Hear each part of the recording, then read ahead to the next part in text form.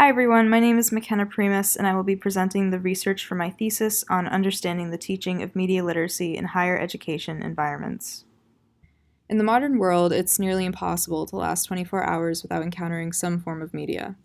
As younger generations are spending more and more time interacting with media on a regular basis, previous research suggests that consumers, especially those of younger ages, are at a much greater risk of encountering unrealistic body image ideals, as well as unrealistic perceptions of gender roles and race, and many other constructed false realities. When these false realities are created by media, they can yield detrimental effects on consumers' mental health, making it necessary for individuals to know how to safely navigate media, as Seth Ashley says, with a heightened awareness of the social, political, and economic context in which such texts are produced and disseminated. Some scholars suggest that media literacy education is universally necessary, as it helps individuals develop critical thinking and analytical skills, become more informed decision makers, become active participants in the media sphere as opposed to passive consumers, and just become better communicators across all social settings. According to the Center for Media Literacy aims to provide a framework for accessing, analyzing, evaluating, creating, and participating with messages in a variety of forms. In particular, as Allison Butler suggests, the starting point for implementing effective media literacy programs is ensuring that media literacy educators are equipped with the proper tools, skills, and pedagogical techniques, as well as a strong understanding of the difference between critical and acritical media literacy. However, there is considerable disagreement among scholars as to what exactly constitutes the appropriate elements and tactics for a media literacy program. Thus, further research is necessary to provide a more accurate depiction of what is working and what needs to change with current media literacy education efforts in K-12, higher education, and other age groups. This study aims to address some of these gaps in the literature by focusing on media literacy education efforts in higher education, with an eye toward understanding the following overarching question: how are educators approaching the challenge of teaching college students about media literacy?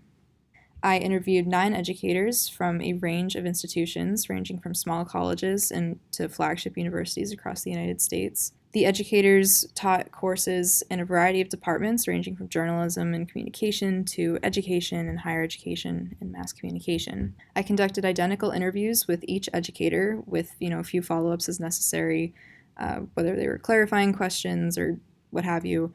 And each interview was designed as carefully as possible so as to avoid revealing any bias.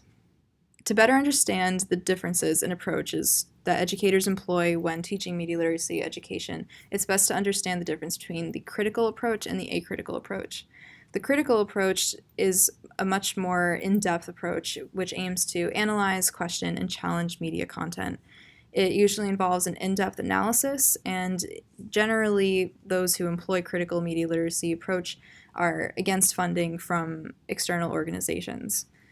The acritical approach, on the other hand, tends to have a heavier emphasis on utilizing digital technologies in the classroom to further refine technical and professional skills. There's generally a more neutral stance on media consumption, and educators who employ this approach are more in favor of external funding. Of the 9 educators I interviewed, more than half of them reported using a critical approach to teaching media literacy. Another 3 educators reported that they try to use a more hybrid model or a median between the two. 1 educator reported using a strictly acritical approach. For a follow-up question, I asked educators what their views were in terms of receiving funding for media literacy programs from external organizations and corporations. A large majority was against it, with some saying they were unsure and others saying they were for it.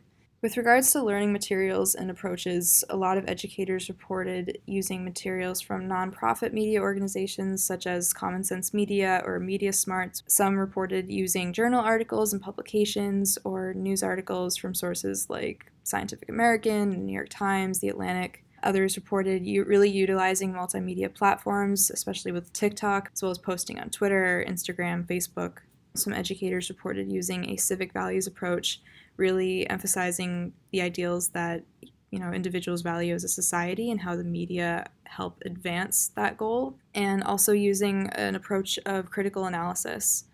With regards to the specific pedagogical techniques that educators use, many educators reported that their programs are 2-part, with the first part of the program being focusing more on the theory behind media literacy, and then the other being more hands-on, with students actually creating their own media and then analyzing it. A lot of educators found that student-based projects are much more effective, especially when the media topics covered in those projects are some that are encountered by students in their everyday lives.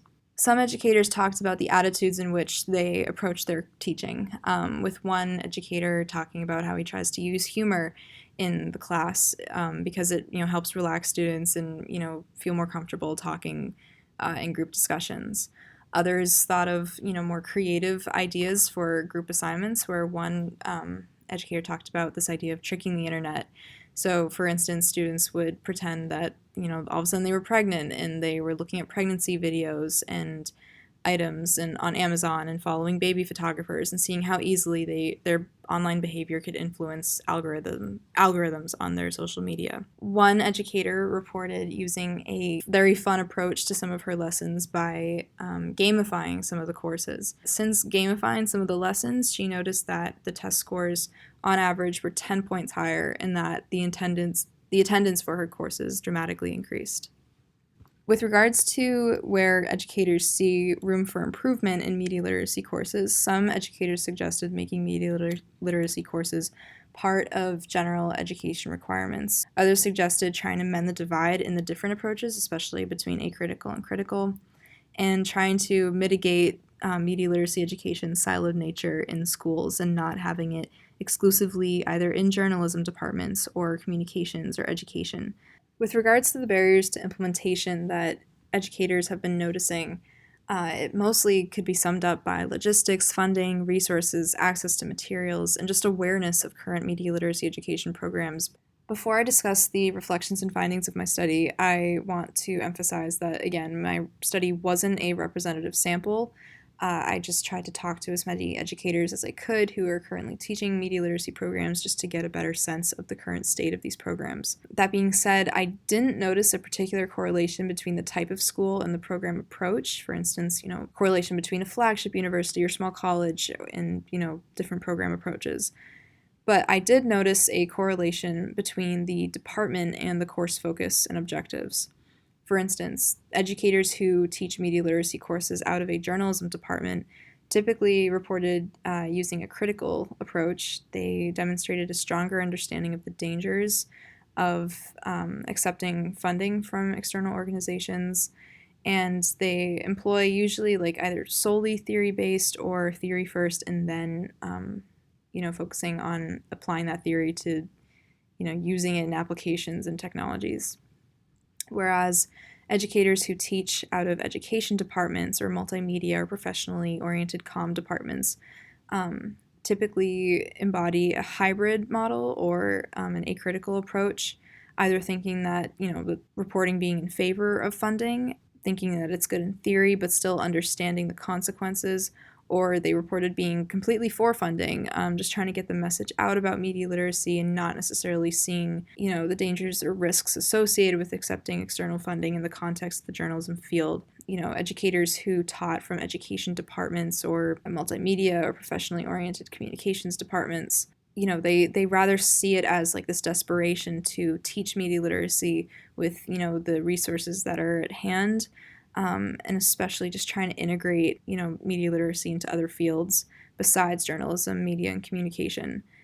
Definitely a more application-based, hands-on, and skill-based approach. At the end of the day, there isn't a concrete solution to solve the problem of trying to implement more media literacy programs or improve the ones that currently exist, or even mend the divide between, the acritical and critical approaches. And I think that's why there are gaps in this research, and that's why I attempted to, try to help fill in this project. I don't have a concrete solution either, but I think that a solution would be to create a platform where educators can share resources or teaching materials and just open up conversations with educators across the country. What I noticed is that each educator kind of reported a sense of not knowing what other educators across the country were teaching. Some of them had a few connections here and a few connections there, but there's no one place where educators, regardless of the approach that they utilize in the classroom, can come together and discuss and share resources and materials. I'm not even necessarily saying that this has to be a place, like a conference or a website, maybe down the line, but I think, one step is creating some sort of platform and space where media literacy educators can come together and support each other. This has been my presentation on understanding the teaching of media literacy education in higher learning education institutions across the United States. Thank you for listening.